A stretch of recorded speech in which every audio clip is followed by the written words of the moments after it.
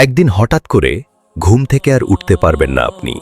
সেদিন না আপনার টাকা কাজে আসবে, না পরিবার, না বন্ধু, না ফেসবুকের ফলোয়ার। সেদিন শুধু একটি প্রশ্নই করা হবে, তুমি কি নামাজ আদায় করতে?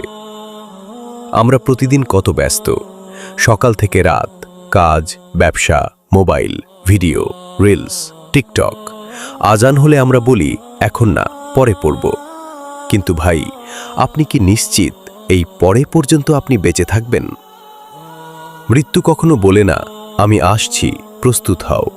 মৃত্যু আসে হঠাৎ, নীরবে, অপ্রস্তুত অবস্থায়। যে মানুষটি গতকাল হেঁটে বেড়াচ্ছিল, হাসছিল, কথা বলছিল, আজ সে কাফনে মোড়ানো। কবরের অন্ধকারে প্রথম যে প্রশ্নটি করা হবে, তোমার রব কে? তোমার দিন কি? তোমার নবী কে? কিন্তু ভাই, যে মানুষটি দুনিয়াতে নামাজ পড়েনি, কোরআন ছুঁয়েও দেখেনি, সে কি উত্তর দেবে? নামাজ শুধু এবাদত নয়, নামাজ হলো পরিচয়। রাসূল সাল্লাল্লাহু আলাইহি ওয়াসাল্লাম বলেছেন, কুফর ও ঈমানের মাঝে পার্থক্য হলো নামাজ। নামাজ ছাড়া জীবন মানে আত্মা ছাড়া শরীর।